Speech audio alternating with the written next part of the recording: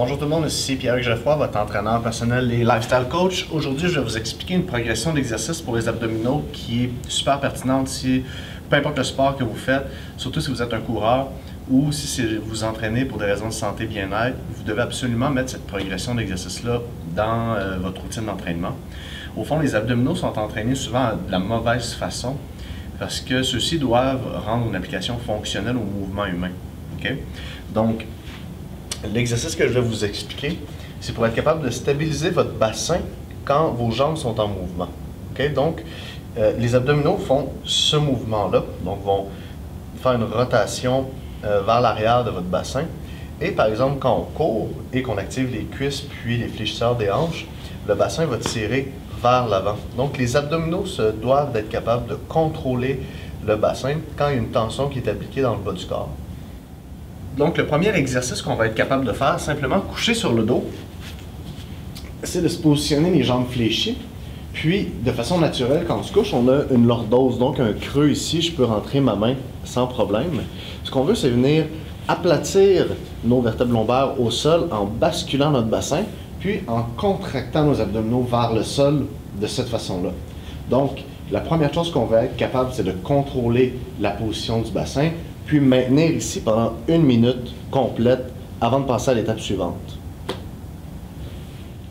La deuxième étape, en fait, qu'on va amener dans la progression d'exercice, quand je suis couché sur le dos puis je suis capable de stabiliser mon bassin, donc faire une rétroversion du bassin en contractant mes abdominaux, je vais amener du mouvement léger dans le bas du corps. Donc je vais commencer avec une pression constante au sol, puis je vais venir lever une jambe tranquillement, puis la descendre, puis je vais m'assurer que lors de la descente, mon bassin ne retourne pas vers l'avant. Donc je veux que mes abdominaux soient capables de stabiliser mon bassin quand les jambes sont en mouvement. Donc de cette façon-là, mes vertèbres sont accrotées au sol, je vais bouger les jambes. Dans mon transfert de poids, je vais m'assurer, donc vous pouvez mettre vos mains sur vos hanches, je vais m'assurer que mon bassin reste fixe, je lève, je descends, toujours en utilisant la sangle abdominale pour stabiliser vos hanches. À même cette progression-là, si vous trouvez que ça semble un peu facile, vous pouvez simplement allonger un peu les jambes, puis faire le même mouvement. Maintenant, le point de levier va être plus élevé, donc ça va être plus difficile, et vous pouvez vous rendre ici pour augmenter le niveau de difficulté. La troisième progression d'exercice qu'on va faire, on va se recoucher sur le dos.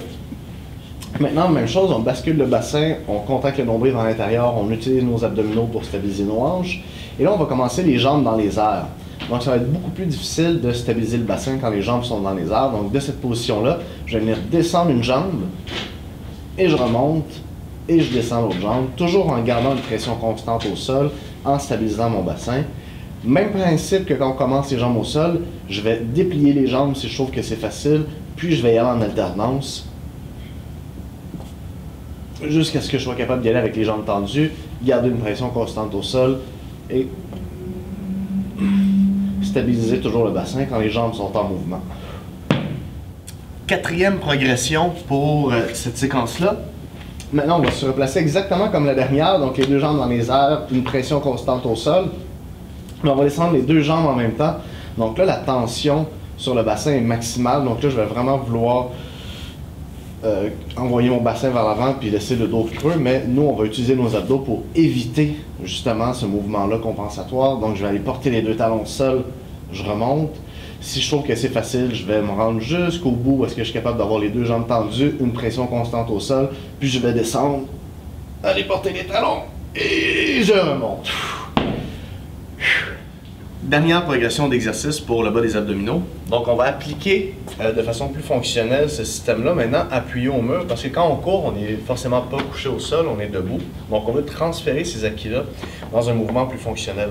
Donc, je vais commencer les jambes collées ensemble, avec environ 12 pouces de distance qui vont séparer mes talons du mur. Puis, je vais faire exactement la même chose. Donc, de cette position-là, je vais basculer mon bassin pour aplatir le bas de mon dos. Donc, je suis ici.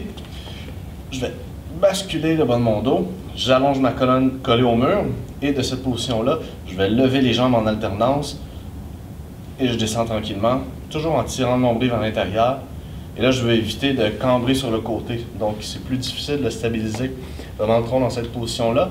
plus j'écarte les jambes et je rapproche mes talons, plus c'est difficile de faire le mouvement. Donc on peut y aller 6 à 8 répétitions de chaque côté. Tout le monde, amusez-vous bien.